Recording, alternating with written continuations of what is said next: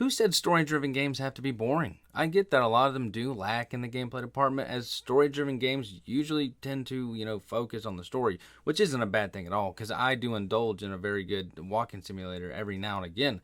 But there are many well-written story games that have fun gameplay. What's up, folks? My name is Tanner, and today we're going to dive into 4 fun story-driven games on Gamepass.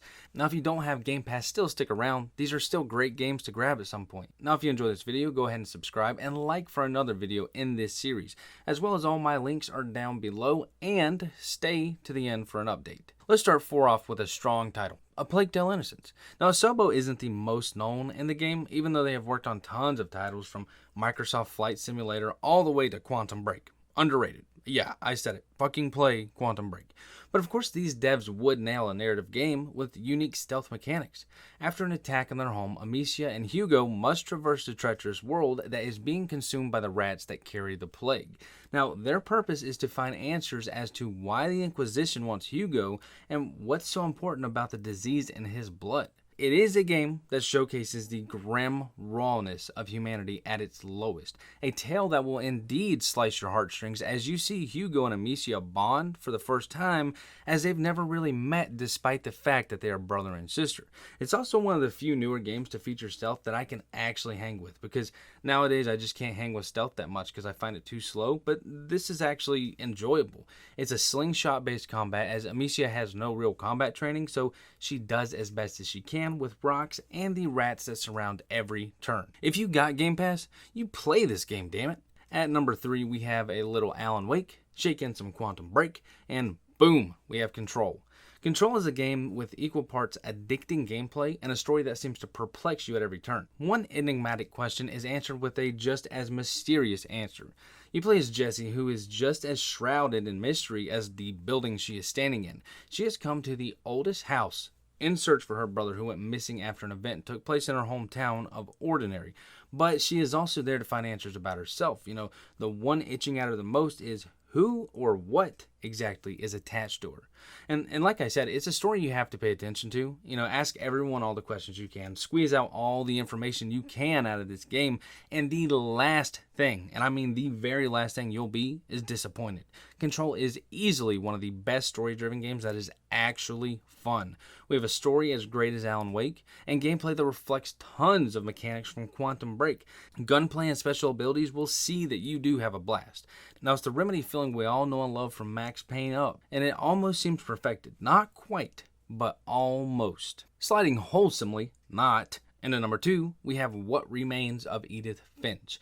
Ever wanted to play a narrative-driven game about a family unlike anyone else's? A family with an enigmatic curse? Edith Finch sees you play through the eyes of, Edith, the last living Finch member, as she traverses through her intricate childhood home, reading her family members' journals, so that she may figure out why is she the sole remaining Finch alive, and what is this curse. Now, is this a story that's going to stick with you? Yeah, but not for the usual reason of, damn, that was touching, wipes tears. It's a wacky story, and nothing about it can be predicted or really even believed until you see it with your own eyes. And the gameplay, this game a lot of people would like to classify as a walking simulator, but you can't. It's just so diverse. I mean, you play every journal that Edith reads. Every journal that she reads is written by a different person with different personalities. So, for example, one of them you play as a cat trying to eat a bird, and then you turn into a falcon, then you turn into a shark, and then you turn into a kraken. Another one you play as a scared teen trying to escape death. One of my favorites is you play as a fish gutter who is daydreaming about being a king. On one side of the screen, you play the isometric visualization of his daydream, and on the other side of the screen, you play his job as a fish cutter. You're trying to operate both at once, like brothers, a tale of two sons. Now, the assortment of gameplay was what really kicks off this game for me. It makes it something to be remembered, but the story, I promise, is going to be unforgettable. Number 1, I bring you Hellblade on a platter. Hellblade is a house favorite here. I own it on every system I got, except for Switch, but I have beat it on all those systems multiple times. An underrated gem of a game that deserves your undivided attention. So pay close fucking attention. You play as SOOOO, a picked warrior set out to rescue the soul of her lover, Dillion, who is in the hands of Hela.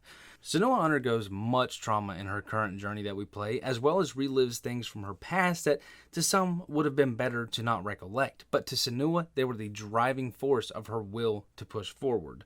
Now, Hellblade isn't the most diverse hack and slash game, and to some, it's rather slow. I didn't really mind it so much. I dug the simplicity of the combat. It was fun, and I knew this game had more going for it than that. Like the rot that grows every time you die. Yeah, what the hell's up with that?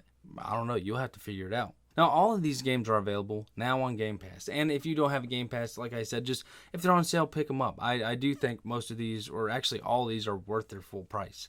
Now, I'll keep doing these videos as long as they grab the attention of you all, and I will do them in parts. So expect a part 2 of this particular Game Pass countdown, as well as more to come.